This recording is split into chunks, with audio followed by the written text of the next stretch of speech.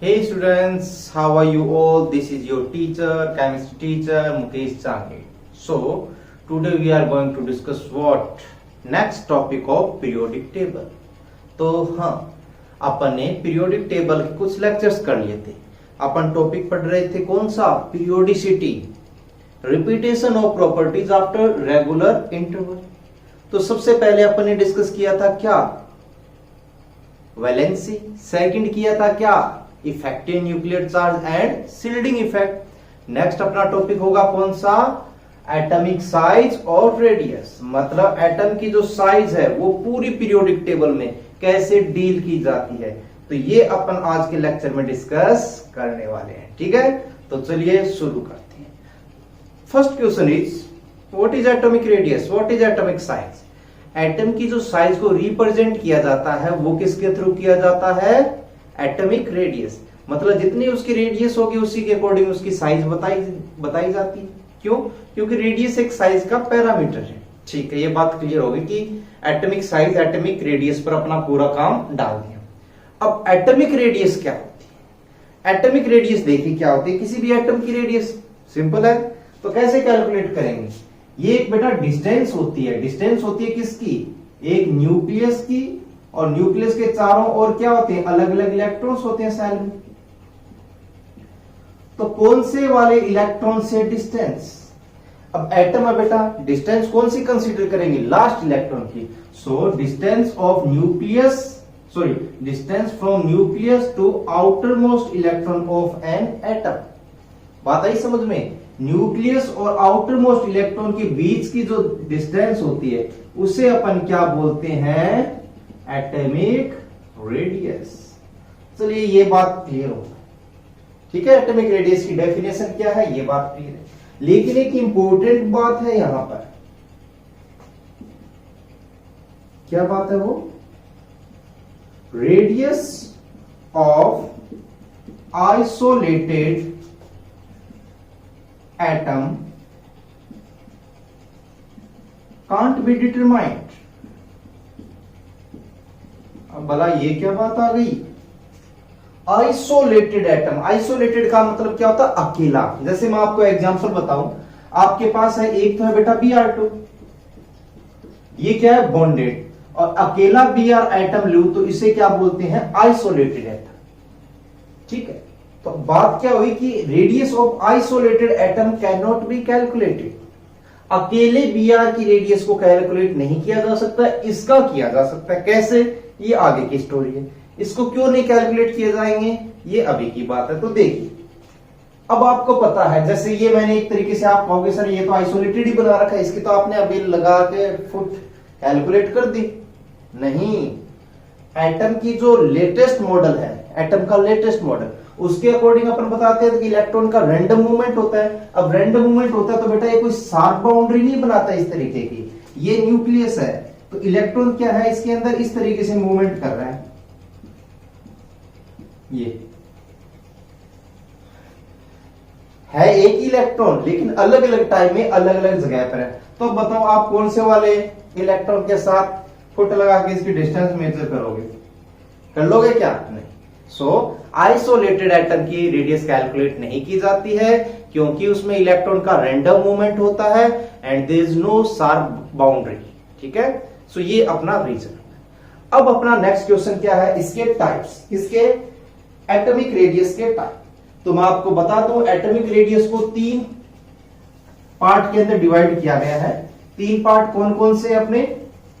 Covalent radius, next is metallic radius and next is covalent radius. ठीक है, 3 parts कौन कौन से? Covalent, metallic and wonder wall radius. So first of all we will discuss what? Covalent radius. First radius is what? Covalent radius. ठीक है, तो अपन सबसे पहले डिस्कस करेंगे का कोवेलेंट रेडियस को. क्या होती है ये कोवेलेंट रेडियस? तो देखिए स्टार्ट करेंगे. अब कोवेलेंट नाम मैंने यूज किया तो बेटा आपके भेजे में एक बात तो घुस गई होगी, क्या? कोवेलेंट को एकदम से. तो कोवेलेंट रेडियस क्या होती है? पहले डेफिनेशन फिर कहानी आ गई. Clear? Half of the internuclear distance. क्या बोला है? Half of the internuclear distance bonded by covalent bond. Half of the internuclear distance and the atoms are bonded by covalent bond is called covalent radius. ये definition हो, definition को भी मैं clarify नहीं कर रहा. अब मैं इसके कुछ पार्ट है, कुछ कंडीशंस है, उन कंडीशंस के अकॉर्डिंग इसको क्लियरिफाई करूंगा. तो देखिए सबसे पहले कंडीशन क्या है,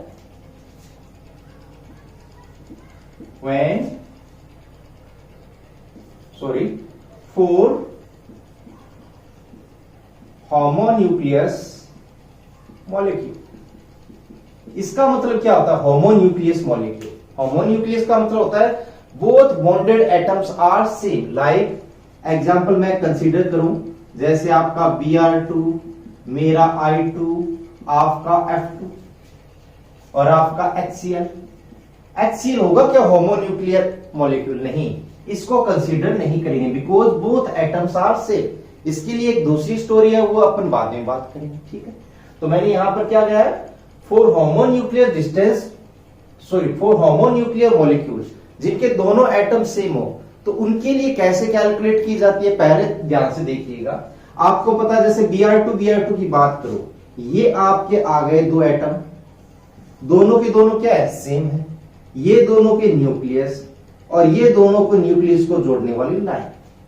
ठीक है, ये मैंने कंसीडर कर लिया. डिस्टेंस क्या है यहाँ पे, d. क्या कंसीडर किया, दोनों न्यूक्लियस के बीच की डिस्टेंस d कंसीडर किया.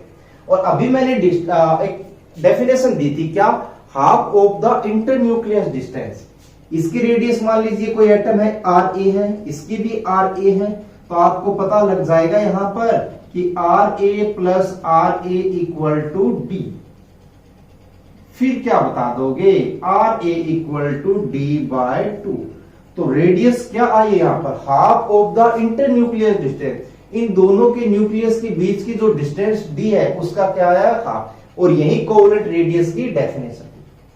अब आपके माइंड में एक क्वेश्चन आया हुआ होगा क्या कि सर ये Ra है, ये Ra है, तो बीच वाली जो डिस्टेंस है जो कॉमन, ये दो बार इंक्लूड हो गई बेटा. लेकिन लेकिन लेकिन लेकिन ये डिस्टेंस बहुत ही कम है, नेग्लिजिबल है, तो इससे कोई फर्क नहीं पड़ेगा, तो इसकी टेंशन लेने की रिक्वायरमेंट नहीं. आगे बात माइंड में, ठीक है. अब देखिए यहां पे इसके अंदर एक पॉइंट और कंसीडर किया जाता है क्या, single bonded covalent radius SBCR. ये कोवलेंट रेडियस ही एक तरीके से, कैसे ध्यान रखना है, इसके लिए कंडीशन क्या है, both atoms are same and, ध्यान दीजिएगा, both atoms are same and bonded by single covalent बोल दो, एक ही बात है, कोवलेंट. तो इस रेडियस को डिफाइन कर दिया क्या, अगर दो एटम सेम है, जैसे यही एग्जांपल एक तरीके से एकदम सूट होगा, दोनों एटम सेम है और दोनों एक सिंगल बॉन्ड से जुड़े हुए हैं. बेटा कोवलेंट बॉन्ड सिंगल बॉन्ड भी हो सकता है, डबल भी हो सकता है, ट्रिपल भी हो सकता है. अपने को कंसीडर क्या करना है, सिंगल बॉन्ड. सिंगल बॉन्ड दोनों एटम सेम, उसे क्या बोल देंगे, सिंगल बॉन्डेड कोवलेंट रेडियस. एकल बंध सहसंयोजी त्रिज्या. दोनों एटम सेम होने चाहिए और किससे जुड़े हुए होने चाहिए, कोवलेंट बॉन्ड से जुड़े होने चाहिए.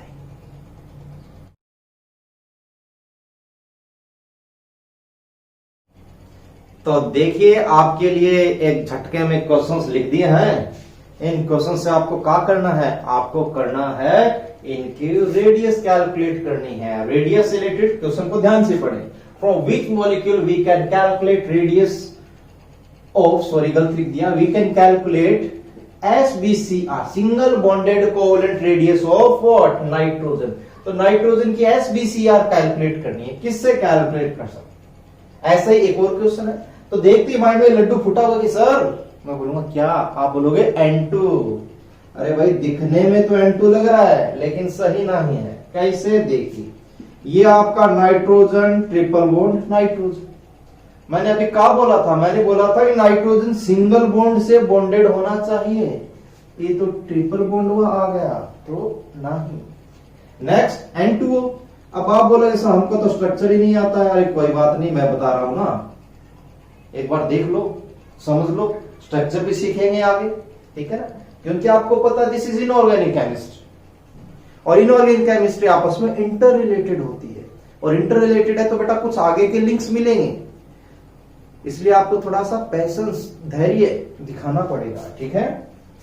आप बोलो हमें तो स्ट्रक्चर समझाओ, बेटा सारे काम सही टाइम पर होंगे, अभी का टाइम क्या है, ये क्वेश्चन को डील करने का, ठीक है। तो आ जाइए वापस NH3, अरे सर ये तो हो ही जाएगा, मैं बोलूंगा कैसे, आप बोलोगे सर सिंगल बॉन्ड, अरे भाई सिंगल बॉन्ड तो है लेकिन दोनों एटम सेम होने चाहिए, सेम है क्या, नहीं, नहीं है तो ये भी नहीं हो, ये आपका आंसर जाएगा, काहे।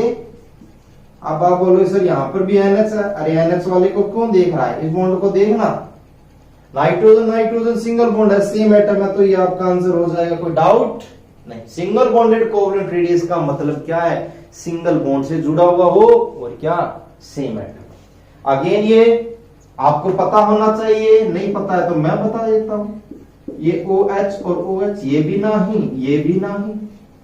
क्वेश्चन में क्या पूछा है, best suitable covalent radius, best suitable covalent radius तो आपको पता है किससे होगी, सेम एटम जुड़े हो सिंगल बॉन्ड से, H2O2, HOOH,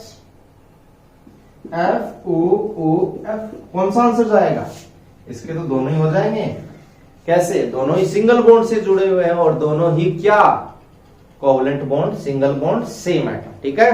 तो ये आई थिंक आप लोगों को क्वेश्चन समझ में आया होगा।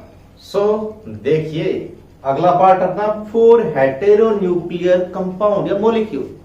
हेटेरो का मतलब अभी बताया था कि मैंने क्या, दोनों के दोनों क्या हो, अलग अलग एटम हो, सेम एटम ना हो, ठीक है। तो इसके 2 केस है, ये बात तो क्लियर है, अलग अलग हो, ठीक है। 2 केस है, पहला केस क्या है, if En of both atom is same, ठीक है। माना कि आपके इस तरीके से 2 एटम जुड़े हुए हैं, एक बड़ा हो सकता है, दोनों अलग अलग है, ये मान लीजिए A आपका, ये मेरा B, इसकी रेडियस RA, इसकी RP, तो ये जो डिस्टेंस D है, ये इस केस में क्या होगी, D equal to RA plus RB, जैसा अपने पहले किया। अगर इलेक्ट्रोनेगेटिविटी डिफरेंस दोनों एटम की सेम है, अब बात आ गई सर इलेक्ट्रोनेगेटिविटी क्या है, पैशंस, धैर्य का प्रदर्शन कीजिए, ये भी एक आगे का टॉपिक है जो यहां पर जुड़ा हुआ है।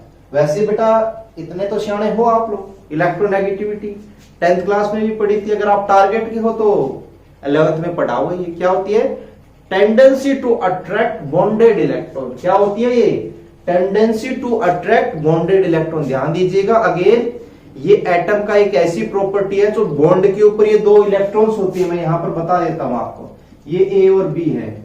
इलेक्ट्रोनेगेटिविटी क्या होती है, इसका पावर होता है इस इलेक्ट्रॉन को अपनी ओर खींचने का, ठीक है। ठीक, आ जाते हैं यहां पे, तो मैंने क्या कहा यहां पर, इस केस के अंदर क्या होता है, delta En 0, delta En equal to 0। ऐसा क्यों भला, ऐसा इसलिए कि दोनों एटम की En RA की भी सेम है, RB की सेम है, तो डिफरेंस क्या आएगा, 0 आएगा, ठीक है, ये बात क्लियर। दूसरा केस का है, बोलिए, दूसरा केस है आपका number 2, number 2 is what, delta En not equal to 0,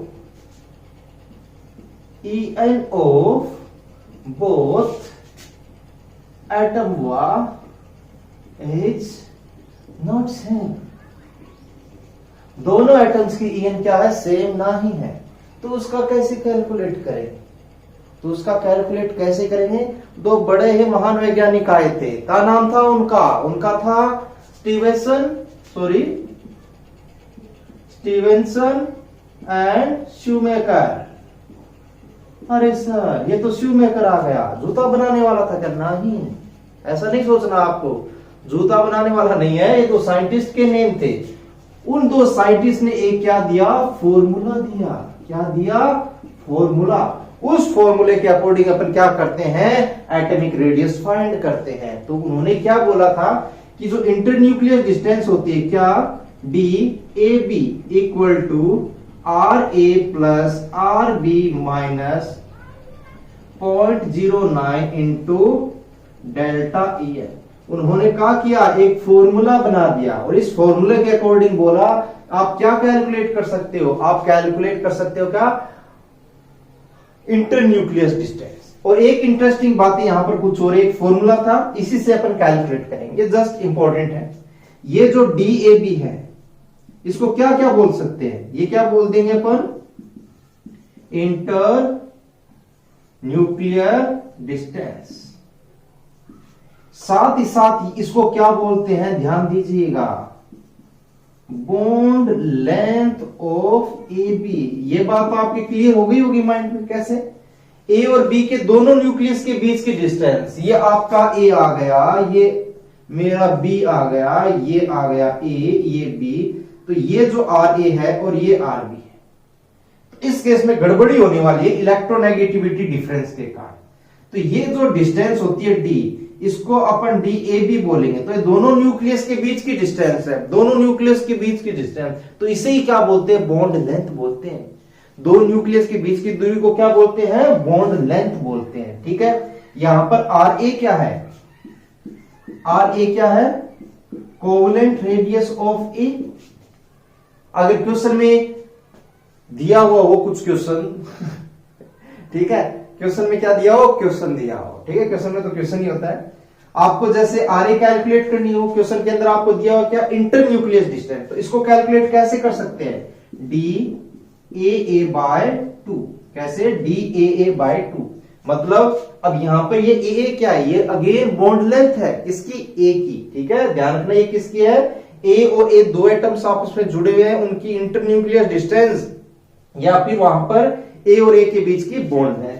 RB क्या है, again covalent radius of B, जिसको अपन क्या बोल सकते हैं, DBB बाई 2। ठीक है, एक और यहां पर बात ध्यान में रखनी, ये सारी भी जितने भी डिस्टेंस है इनको एंगस्ट्रॉम में कंसीडर करना है। ऐसा क्यों, क्योंकि यहां पर एक बीच में डिजिट दिया हुआ है, इस डिजिट को कुछ इसी तरीके से सेट किया हुआ है कि ये किसमें है, एंगस्ट्रॉम में। तो बात समझ में आई। अब तक अपने केस क्या थे, पहला केस A फॉर एप्पल वाला होमोन्यूक्लियस मॉलिक्यूल, उसमें क्या था, दो एटम सेम है, तो D क्या थी, RA plus RA। Second case heteronuclear, पहला केस दोनों की EN सेम ना हो, तो उस केस में क्या करना है, क्या करना है, DAB equal to RA plus RB। मतलब A और B की जो बॉन्ड लेंथ होगी वो इन दोनों की रेडियस के एडिशन के इक्वल हो।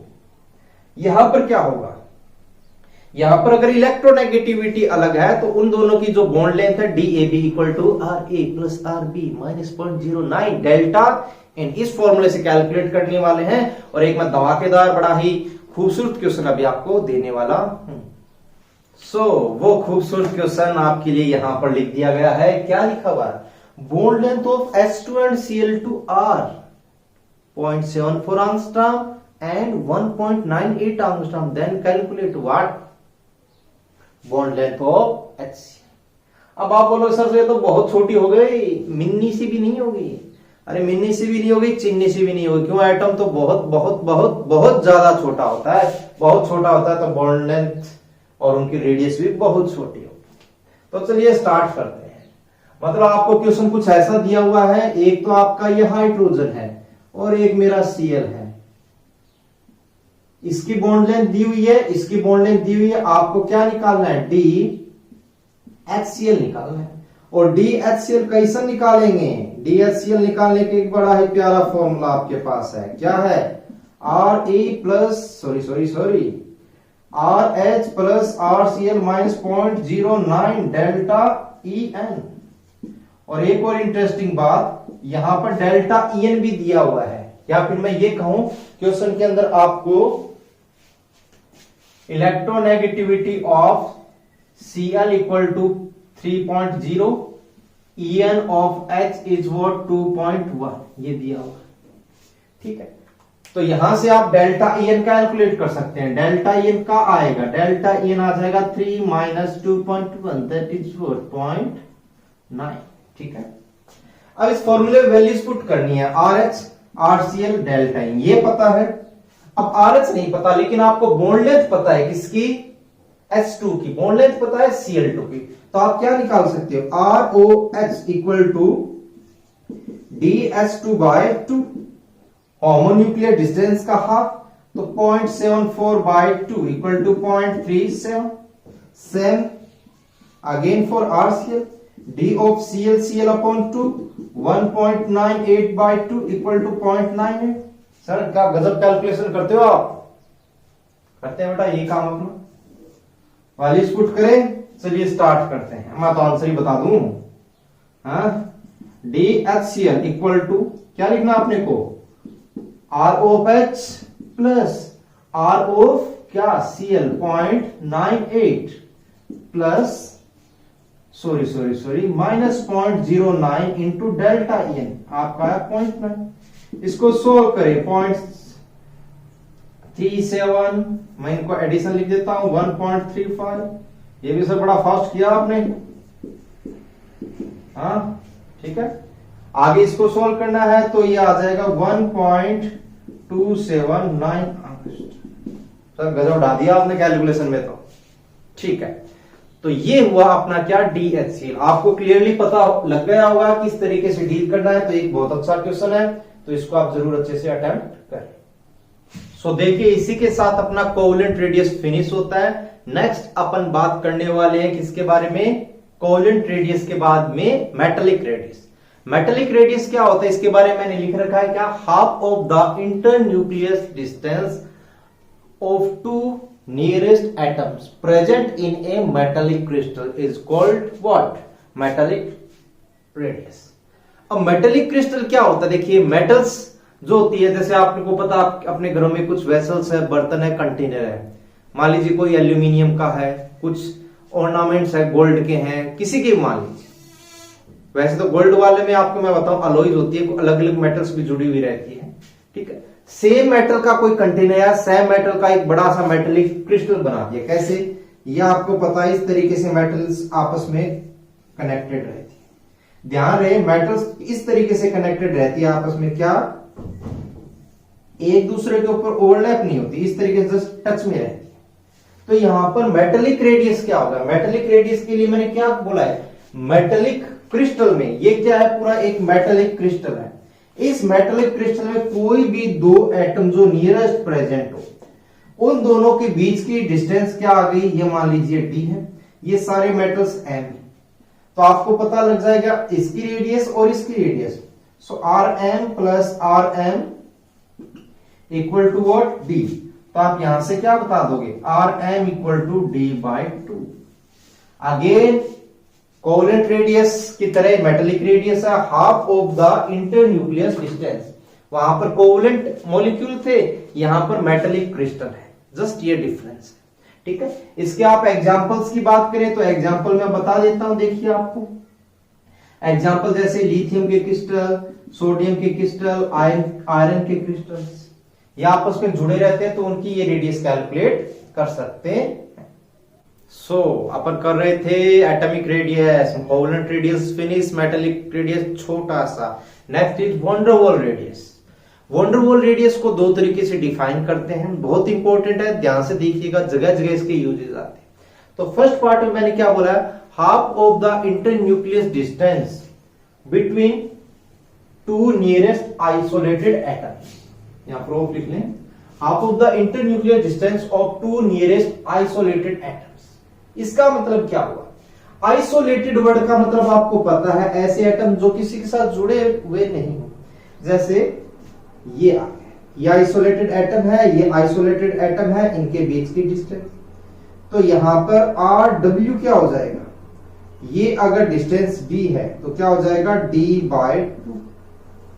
अब आप कहोगे सर ये ऐसे कैसे कर दिया आपने, ठीक है, ये तो ऐसे होना चाहिए था, ये मान लीजिए A है, ये भी A है, तो RA plus DW, sorry D, तो RA इक्वल टू D/2, ये है, वही मैंने लिखा। लेकिन सर यहां पर तो बीच में बहुत गैप है। अगेन प्रिय विद्यार्थियों, ये गैप सिग्निफिकेंस नहीं होता है, तो कहोगे सर ये तो बहुत ज्यादा सिग्निफिकेंस स्क्वायर लग रहा है।